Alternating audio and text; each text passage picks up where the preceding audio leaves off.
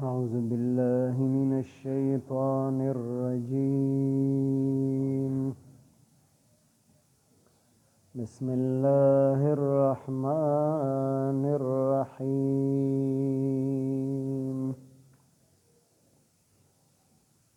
وإذ قلتم يا موسى لن نصبر على طعام واحد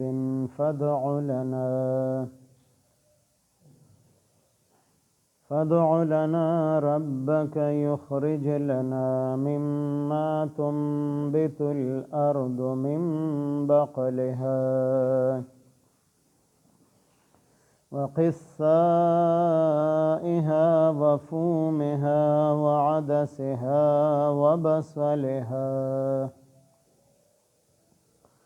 قال أتستبدلون الذي هو أدنى بالذي هو خير اهبطوا مصرا فإن لكم ما سألتم وضربت عليهم الذلة والمسكنة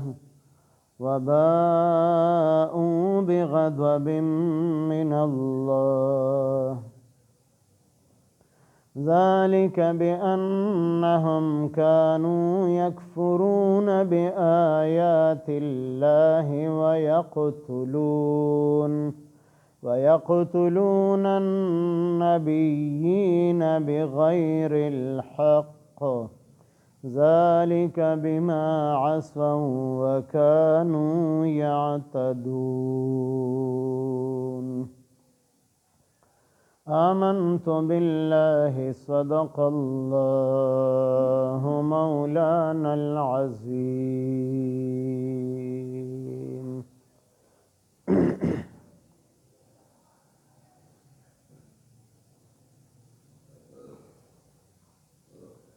بنی اسرائیل باندې د الله پاک څومره انعاماتو په د هغې کې د زیاتو ذکر وشو چې کوم دلته آخري نعمت مخکې آیت مبارک کې ذکر شوی او هغه د اوبو نعمتو چې په دغه میدان تیه کې الله پاک هغې ته ورکو او د هغې د اوبو انتظام او د هغې ضرورت الله پاک په دغه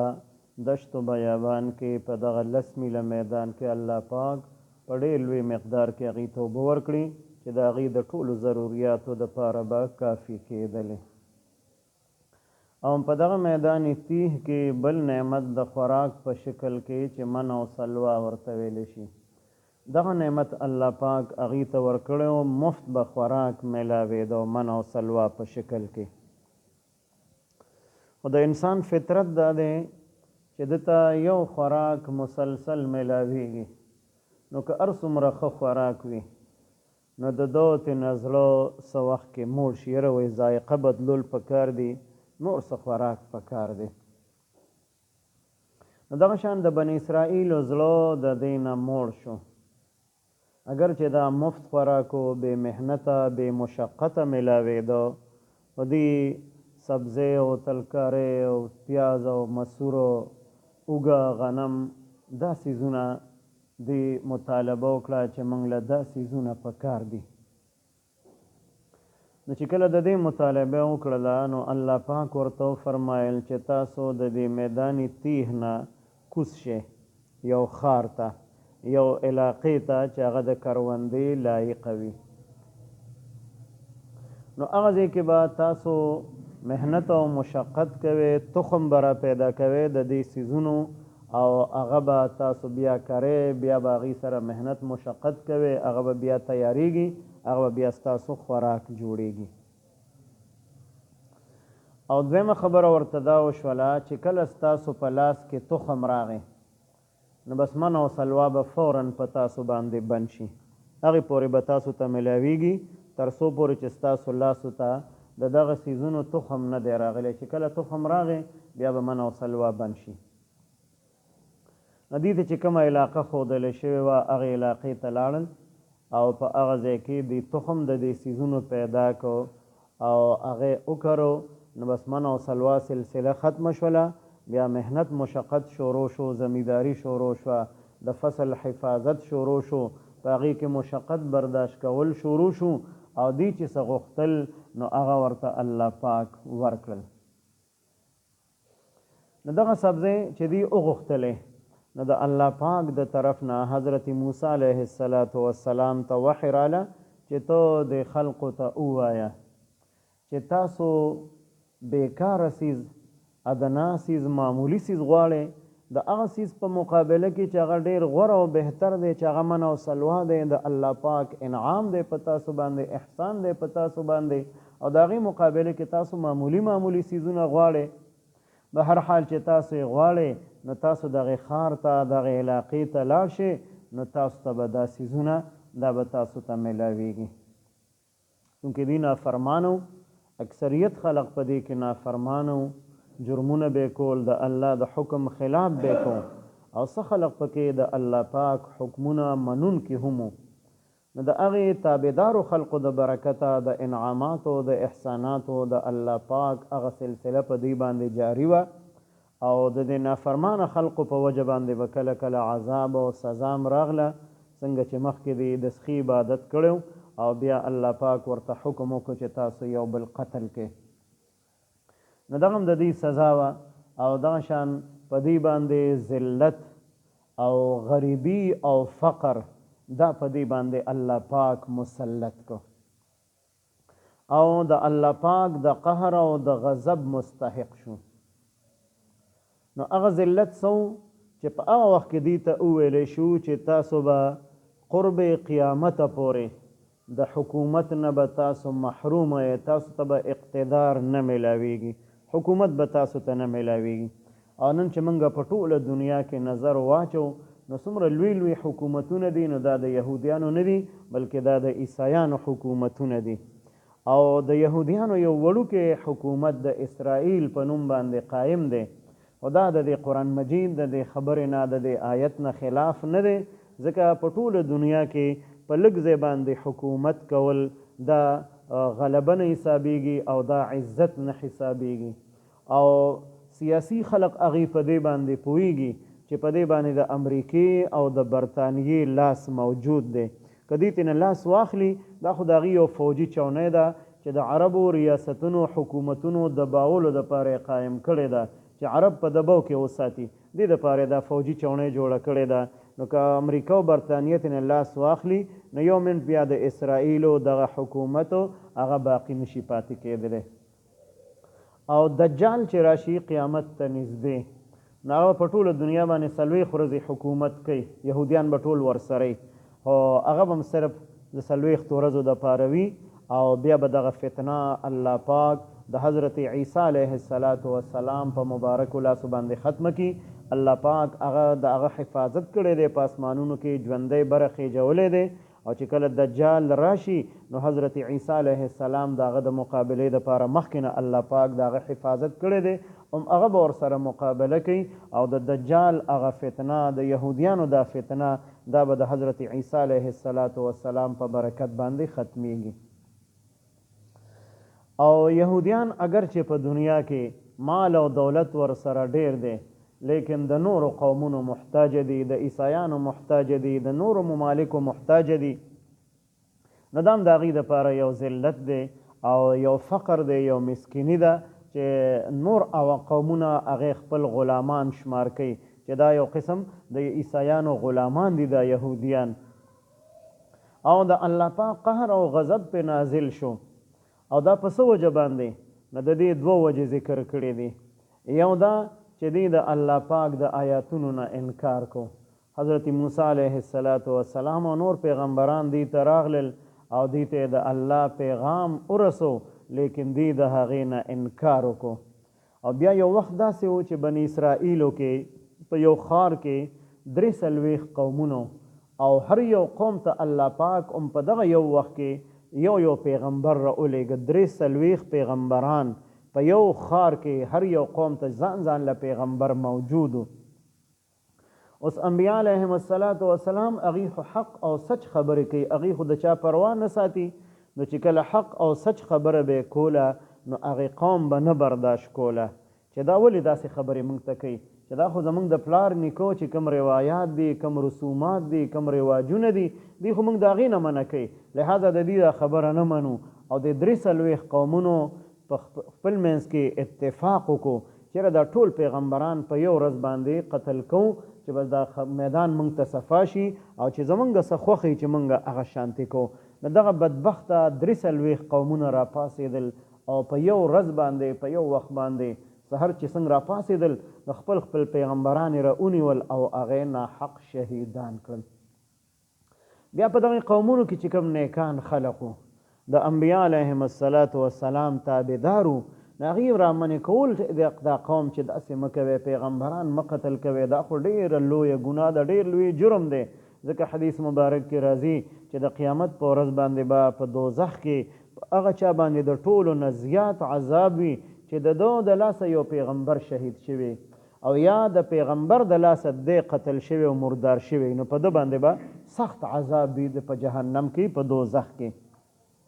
نو انبیاء علیهم السلام قتل کول عام انسان ناحق قتل کول دام جرم دی لیکن د انبیاء علیهم السلام قتل کول دا خو ډېر لوی جرم دی او دلته دا ناحق لفظ بغیر الحق لفظ دی د پاره ذکر کړی دی چې دې ته هم پته وه چې موږ دا پیغمبران قتل کو دا ښه کار نه دی د دې په دې باندې یقین چې دا ګناه ده لیکن خپل نفسانی خواهشات شیطانی خیالات هغې مخې ته راوستي او د هغې په وجه باندې انبیا علیهم السلام شهیدان کړل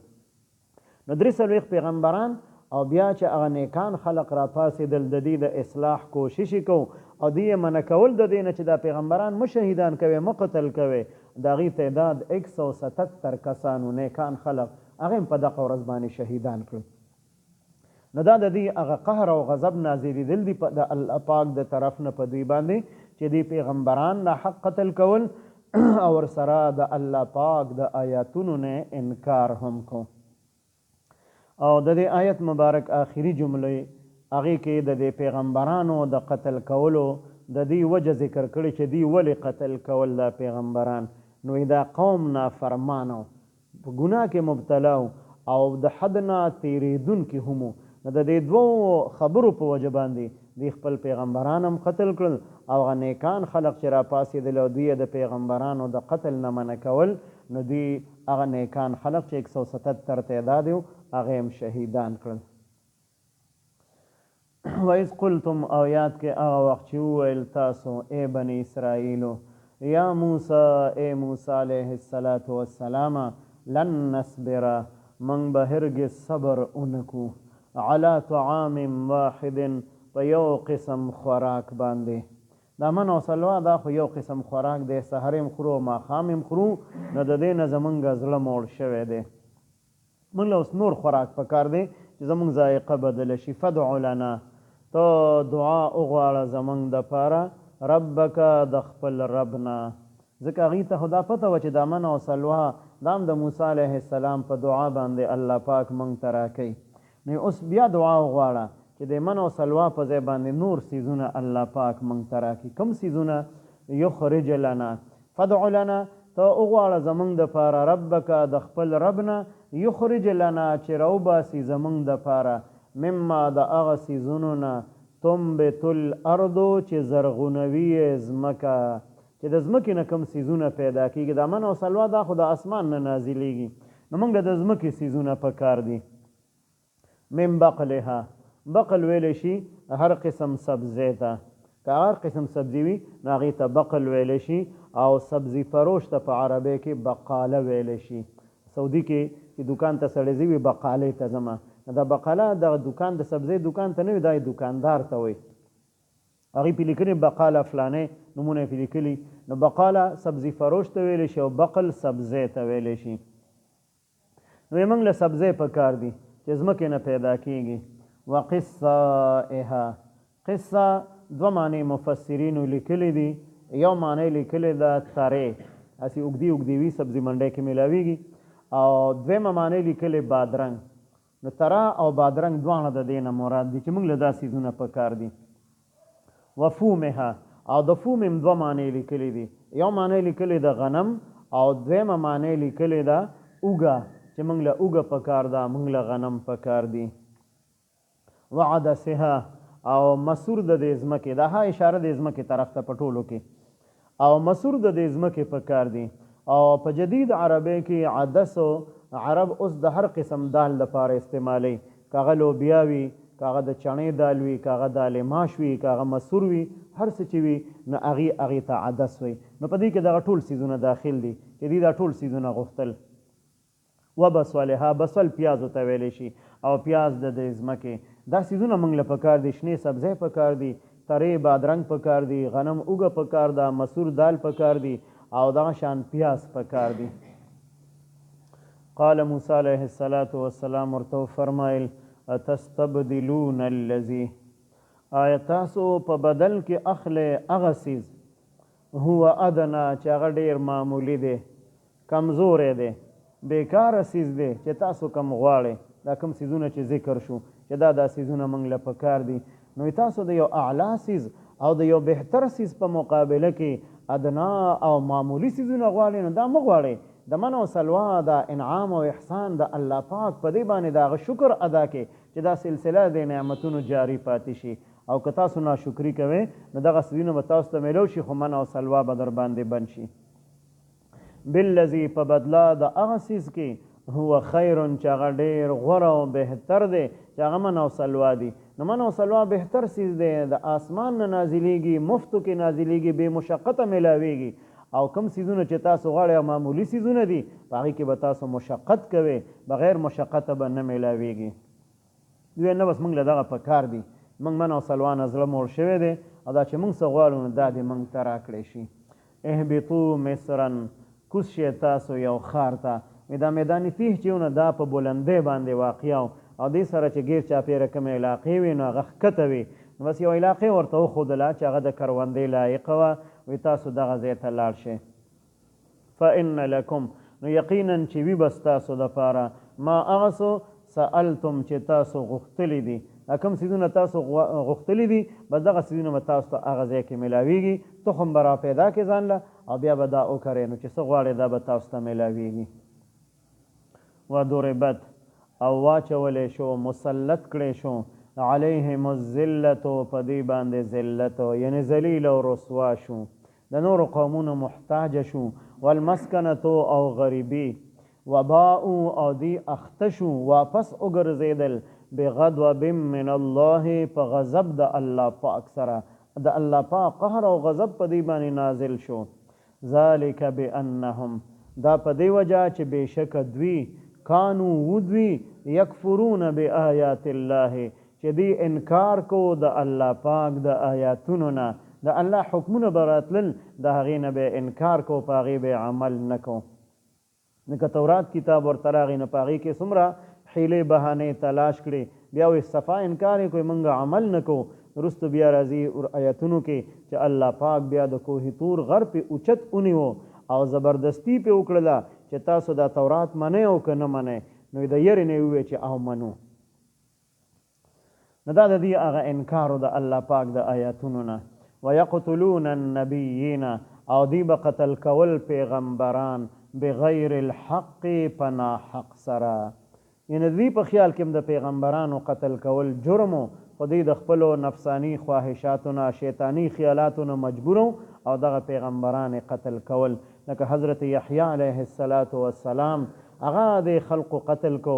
شهید کو، په څه وجه باندې چې کوم بادشاه د زمانې و، نو د هغه خورزه وه او ډېره زیاته ښایسته وه، نو زه د دې سره نکاح کول غواړم. اوس خورزې سره نکاح زمونږ په مذهب کې، شریعت کې هم حرامه ده، او په هغه شریعت کې هم د خورزې سره نکاح حرامه وه.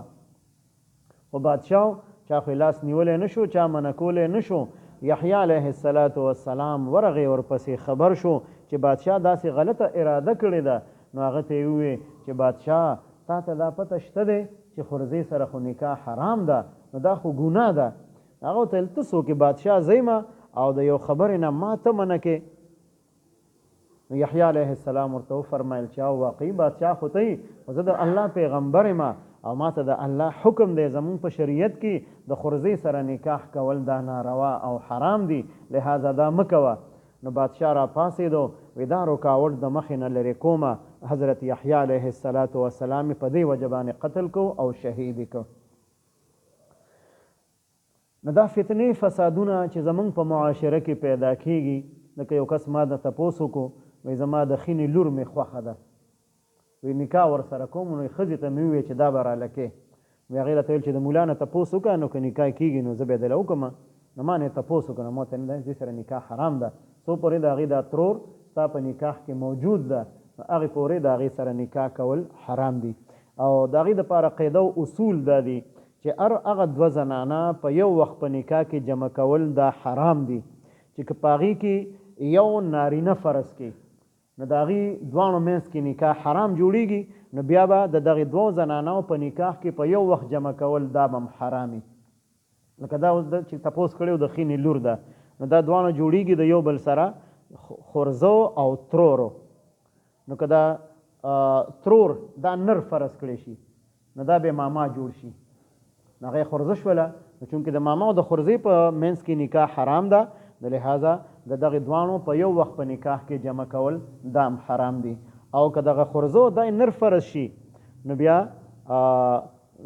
خوریی شو او ترور شوله، نو د ترور او د خورۍ په منځ کې نکاح حرام ده، لحاظه داسې دوه رشتې په یو وخت باندې په نکاح کې جمع کول دا هم ناروا او حرام دي. دا په څه وجه باندې دا شیطاني خیالات پیدا کیږي، دا ډېر تګ راتګ سره بې پردګۍ سره چې پرده نه وي زموږ په کورونو کې، او موږ وایي دا د کاکا زوی دی او دا د ماما زوی دی او دا چې دی نو زما اوښی دی او دا مې سانډو دی او دا مې فلانی دی. نو په دې کې ډېر احتیاط پکار دی، دې سره په کورونو کې مسایل او مشکلات پیدا کیږي. د کورونو کې د شرعي پردې پوره اهتمام کول پکار دي، که څوک خفه کیږي او که څوک خوشحالیږي د دې خبرې فکر نه دی پکار، د الله خوشحالول پکار دي چې الله په څه خوشحالیږي نو چې موږ هغه شانتې کوو. داسې کس کور ته نه راولو چې د هغه نه زموږ پرده لازم وي او هغه موږ د معاشرې د رسم و رواج په وجه باندې چې دا رشته دار دی دی بیا خفه شي، نو د دې خبرو نه ځان بچ ساتل پکار دي. نو انبیا علیهم السلام ناحق قتل کول دا د یهودیانو مشغله وه. حضرت یحیی علیه السلام، حضرت شعیا علیه السلام او حضرت زکریا علیه السلام دا پیغمبرانو دی ناحق قتل کړي دي، شهیدان کړي دي. ذالک بما عصوا، ذالک دا کار دا پیغمبران قتل کول دا به د خلقو ولې کول، بما عصوا په دې وجه چې دا خلقو نافرمانو دی نافرمانی کړې وه د الله پاک، وکانو یعتدون او دا خلق یعتدون د حد نه تیریدونکي، شریعت چې کوم حد مقرر کړی د هغې نه وړاندې تللي، نو په دې وجه باندې پیغمبران قتل کول دا دې ته ګناه او لویه خبره نه ښکارېدله. وَإِذْ قُلْتُمْ او یاد کیا وخت چې وویل تاسو ای بني اسرائیلو یا موسی ای موسی علیه السلام لن نصبر هرگز به موږ صبر ونکو علی طعام واحد په یو قسم خوراک باندې چې من او سلوا دي، فدع لنا ربک اغواړه زموږ دپاره د خپل ربنا، یخرج لنا چې روباسي زموږ دپاره مما هغه څیزونه تنبت الارض چې زرغونوي ځمکه، من بقلها شنې سبزۍ پکار دي د دې ځمکې، وقصائها بادرنګ او ترې د دې ځمکې، وفومها غنم او اوږه د دې ځمکې، وعدسها او هر قسم دال مسور وغیره د دې ځمکې دا پکار دي، وبصلها او پیاز د دې ځمکې پکار دي. قال موسی علیه السلام ورته وفرمایل اتستبدلون الذي، آیا تاسو په بدل کې غواړئ هغه څه او اخلئ هغه څه هو ادنا چې هغه ډېر کمزوري او معمولي څیز دی، معمولي څیزونه دي، بالذي په بدله د هغه څیز کې هو خیر چې هغه ډېر غوره او بهتر دی چې هغه من او سلوا دي. اهبطوا مصرا کوز شئ تاسو یو ښار ته، فإن لکم نو بېشکه وي به ستاسو دپاره ما سألتم هغه څه چې تاسو غوښتلي دي، کوم څیزونه غواړئ دا به درته میلاویږي. وضربت او واچولی شو مسلط کړی شو علیهم الذلة په دې باندې ذلت رسوایي، والمسکنة او فقر او غریبي، وباءوا بغضب من الله، وباءوا او دی اخته شو واپس وګرځېدل په غضب او په غصې د الله پاک سره. ذلک بانهم کانوا دا په دې وجه چې بېشکه ودوي یکفرون بآیات الله چې دې انکار کو د الله پاک د آیاتونو نه، ویقتلون النبیین او قتل کول به پیغمبران بغیر الحق پنا حق سره. ذلک بما عصوا دا په دې وجه چې دې نافرمانی کړې وه، وکانو یعتدون او دې د حد نه تېرېدونکي وو. اللهم صل على سيدنا محمد وعلى آل سيدنا ومولانا محمد وبارك وسلم. رب اجعلني مقيم الصلاة ومن ذريتي ربنا وتقبل دعاء. ربنا اغفر لي ولوالدي وللمؤمنين يوم يقوم الحساب. ربنا اغفر لنا ولإخواننا الذين سبقونا بالإيمان ولا تجعل في قلوبنا غلا للذين آمنوا ربنا إنك رؤوف رحيم.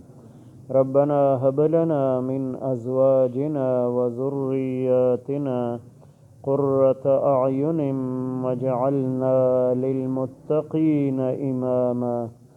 وصلى الله تعالى على خير خلقه محمد وعلى